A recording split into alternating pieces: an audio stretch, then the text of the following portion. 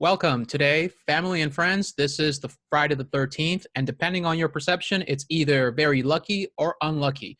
And on today's video update on the coronavirus, and in general, today's video will be focused not on whether it's an uncertain risk, whether it's a real event or a non-crisis, or really if it's a manufactured event coming from China or it's Russia or United States. I think this is much more beyond that in the sense that we're going to look at the real effects that are happening that is causing many people to panic and go rushing towards the store to stock up on toilet paper, all the other nonsense that you see on social media. But the most important thing I want to start with is this very pertinent quote.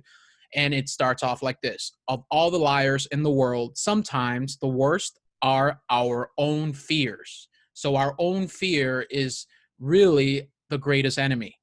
And the important part to also understand is the context of what is happening with the economy. On a previous video, I talked about some alarming statistics that everyday Americans are faced with. They live paycheck to paycheck and they don't have savings and they are in debt. So with this disruption of the global supply chain, it really caused many people to stay home because they were told by their employers not to come in. And it has caused many events that bring in a lot of money, like Southwest by Southwest by South. I'm not a trendy person, so I don't know what the accurate title is, and I'm sure someone does. And I don't mean any offense, but I am saying that the bread and circus have been canceled due to the coronavirus fear. So here's an important first paragraph on this article on SHTF plan, when shit hits the fan. The real crisis of the coronavirus is that it's going to bankrupt more people than it kills, especially in the United States. Household debt has skyrocketed in the years following the Great Recession, putting many at risk for a financial disaster. And so it quotes The Independent here, and it says, "It is difficult to imagine Italy not entering a recession. The world's ninth largest economy is now on lockdown. It is also difficult to imagine that failing to affect Europe and its largest trading partner, the United States. And it's impossible to see how any of this will not add to the global downturn unless government steps in faster and harder than they did 12 years ago during the last financial crisis." So again, here is segueing to the major critical threat that I see in it. That is not necessarily the coronavirus, but the government's reaction to public pandemic or the virus that is infecting people's heart. And that is, again, fear. We are infected in general, the common people. I don't want to say commoners or plebs. We're all individuals seeking universal freedom, and we deserve equity, respect, and all that. But I am saying if our heart is corrupted and corroded with fear, our common sense won't see through the reality tunnel that is being put in front of us. And so if you see this big train of events happening and you see a big white light approaching you, then you might think that this has just suddenly happened, that there was nothing that could be done to predict this or whatever. And I'm talking about predicting the downturn of the economy. I'm not saying otherwise. So let's look at some of the major things that we can take away from this. So again, if you want to look into the state of the economy or some of these statistics that I covered, refer to the previous video on the economy and preparing accordingly. But let's take a flash from the past and see what we can learn from the Great Depression, 1929. And most of these things are cyclical, and they're cyclical because of the pattern in human psychology.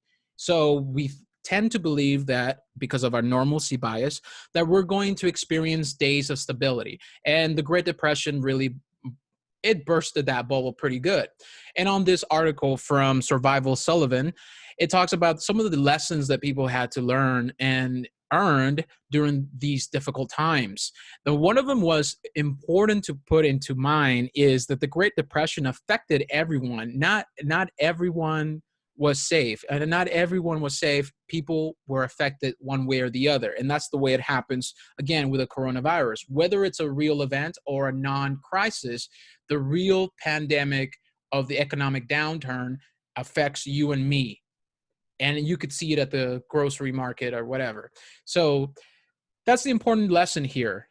Everyone is affected, and the effects are real, and whether the economy will rebound. We don't know. There's still so much volatility and uncertainty. These are difficult times. And again, this is not something that suddenly happened. This is an ongoing situation where the government has mismanaged budgets. It has expanded its powers. It has devalued the currency. It has gone on wars of adventure and, just pillaging and conquering different other third world countries and trying to divide a slice of the pie for the people up top. How many wars benefited the common man? I can't really remember. Okay, so let's look through these lessons because I'm getting caught up in this small poetic rant. So the one thing that is important, and it segues again, lesson number 7, you must be prepared for hyperinflation. So the government has really inflated the currency because they have to. There's no other way around it. The American population barely manufactures things. We are here to consume cheap goods from China. And because of the pandemic disrupted that supply chain, it makes things more difficult for people because they are going to suffer again when it comes to their staples, to their prices, to the market. They're going to not be able to afford everything. So in times of lack, a surplus of anything may mean extra income. So again, if you follow this article on your own, when you have the time for it, it will be posted below so that you could see what we can learn from history. Again, this is not something that we should lose our common sense over. We should look beyond the headlines and realize that the fear is not necessarily the end all. We can overcome. And if we choose to tune in to self-actualization, love, and by love, I don't mean an abstract, vague concept. I mean the virtue that comes with you recognizing your own authority, your freedom, and sharing that love with other people, connecting.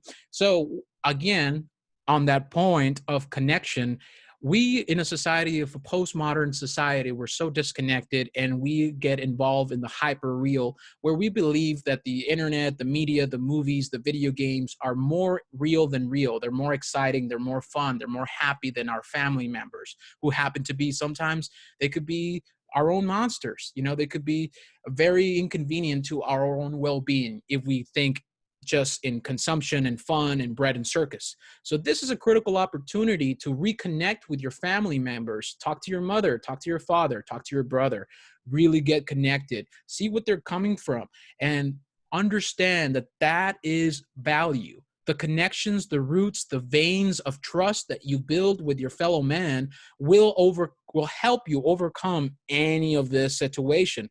Again, I just want to implore you to get connected to yourself, get connected to the bigger picture, and get connected to your brothers, your sisters, and the other. So again, when we look down to this list, there are some other things that we can learn. And one of this important lesson is that government is not going to be there, especially during times of need. And we can reference other crisis events where the government's response was lackluster. It didn't help people. It promoted corruption and it didn't really help people effectively. So one thing to expect during these great economic downturns is to see how government might pretend to help you, but the very agencies that are there to help you, quote unquote, won't be there in your time of need. So you need to cut away from your dependency in these agencies because ultimately yourself, your family, your friends, and loved ones are the ones who can help you and the ones that we usually ignore out of convenience. Again, connect yourself and don't depend on government. I can't stress that enough. That's why I repeat it. Okay, so another lesson. So the market has been quite unstable. I don't have to show you a chart. You've heard it from everyone. The market is uncertain. There's a lot of volatility. And even though Trump has injected into the economy a trillion dollars, because nothing says Republican and fiscal conservative as bailouts. That's very, very good. And I'm sure that somebody will find an issue with what I am saying, but think about it. If we dump more money into the economy when there's fundamental issues in the market, that's not going to fix the issue. That's going to exacerbate the current situation. And so that's something we should prepare. And if you don't hold it in your hand, you don't own it. So if you are invested in the stock market and the Wall Street, you know, corporate funny money machine, then you should be more careful. I am no financial expert. All I'm doing is sharing some lessons from history. This stuff could really affect you. I don't even check out my 401k anymore because there's no point to it at this time. Anyways, one thing another that sticks out, and it's a positive message, is even during these trying times, neighbors still helped each other. And so social capital, affinity groups, these localized networks of support are definitely the gold standard in all difficult times. To trust your neighbor and to also depend on one another and create mutually beneficial associations that elevate each individual on top of another, on top of another, on top of another, continuously building towards something better and beyond the current situation. So again, there's more lessons here again, and I'm just briefly going through them so that you can see that there's things that we can look into the past and use to positively change this present situation. Okay, so there's going to be people who are going to be displaced. If you live in a city, especially a city that is highly densely populated, that's going to be a critical area where there's a lot of bad things will occur, either mass displacement, corruption, criminality. When there's desperate times, desperate people are born. So that is, again, one thing to keep in mind. If you are in a city, that is a critical center of danger, not only because it creates dependency on the state, but it removes you from your natural environment and it puts you in a situation where you are dictated by the laws, not of nature, not of your heart, but of some bureaucrats who are trying to tell you that the budget, that the statistics, that the infection rate is all under control. So that's, again, if you're in a city, that's a critical area to move away from. Mass displacement was common. When in the cities, jobs are lost and not recovered, what do people do? They bounce, they go away. That's a situation. So there's also going to be good news. Religious organizations and institutions might find this as an opportunity to step up and actually deliver the word of their creator and not just preach to fanciful church houses. Anyway, so again, conventional legality might be disregarded. The government is always on. Even during the destruction and degradation of the Great Depression, the government was still doing what it does best, applying the wrong solutions to an incorrectly diagnosed problem. So that is something to keep in mind. Even though the Great Depression really hurt a lot of people, the government was always there to tell them that everything's good and they're working on a solution.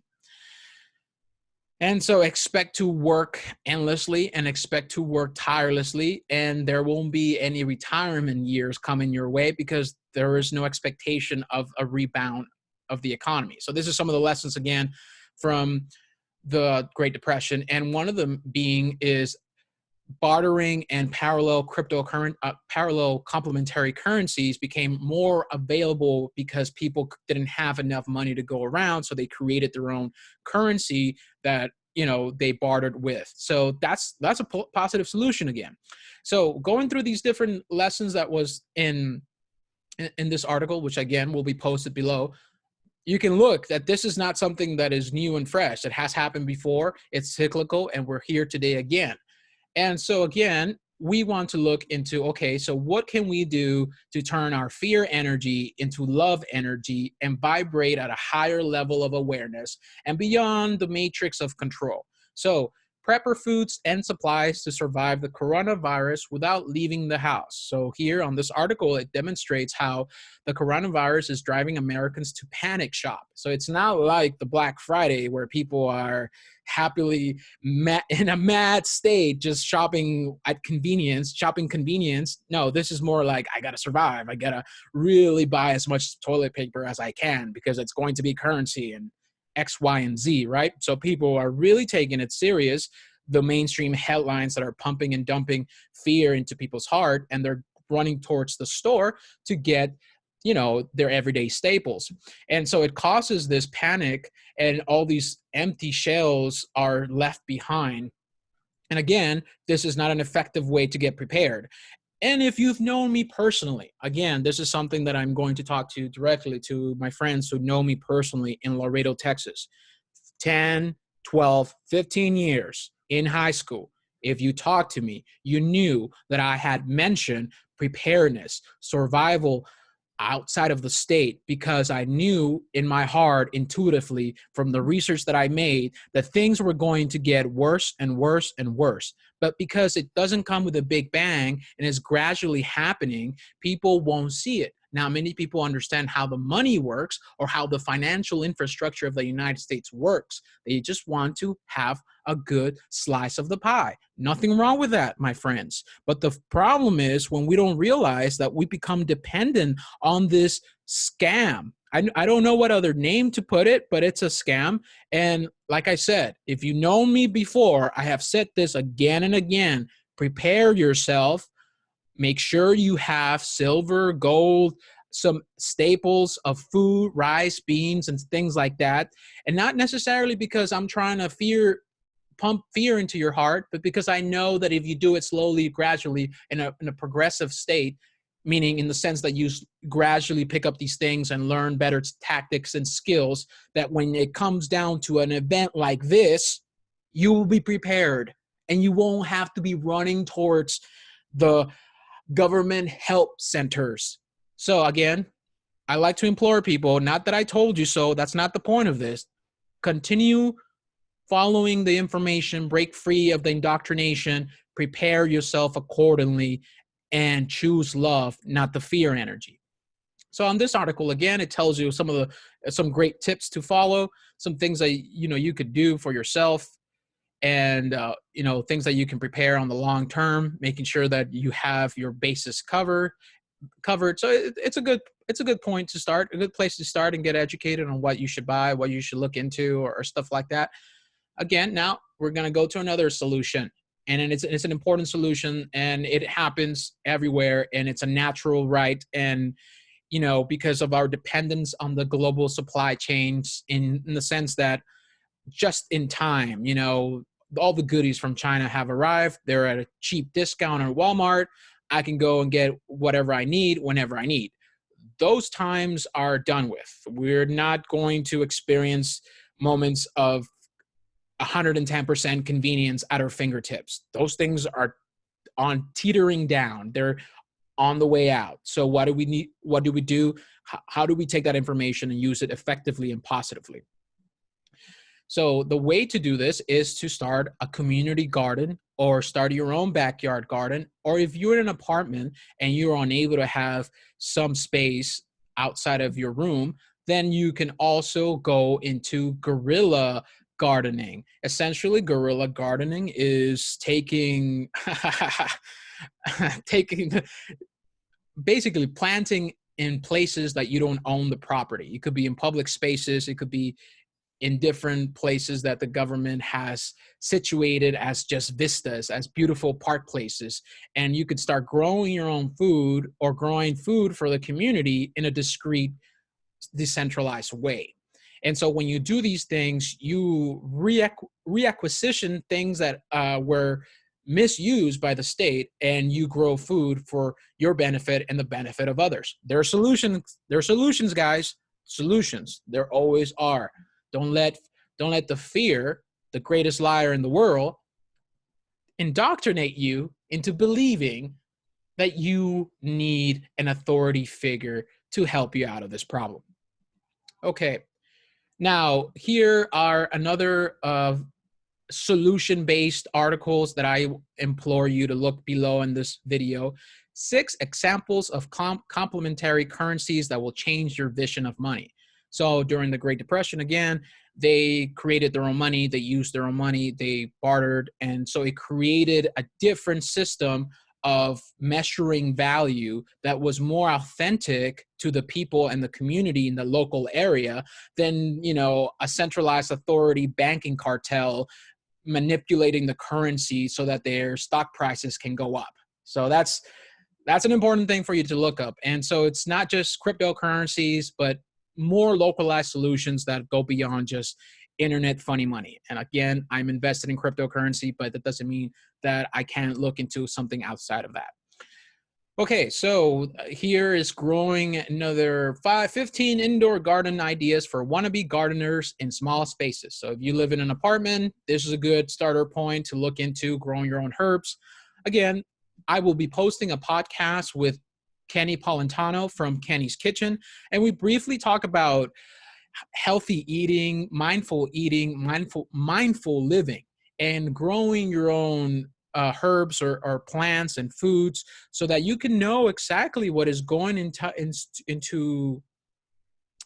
going into your food. And that podcast will be posted later this weekend. So again, there's other places for you to look into and really get the big details. I don't want to make this video longer than it needs to be, but let's finish with this point. Coronavirus, the cures will be worse than the disease. So that's the main point of this video. The cures will be worse than the disease. Prepare yourself accordingly. Don't depend on the authority figures or the establishment in general, because they're not here to help you. And if they were, they wouldn't be pumping and dumping all these funny money to destroy your future. They wouldn't do that. And again, I just want to say something before I leave, and that is, don't choose fear. Choose love. This is all right, just the right. There's ups and downs, circles all around. And in the down times, we can turn our frown upside down if we choose to believe in ourselves. This is your friend Hector Combo on this very lucky Friday the 13th, wishing you the best.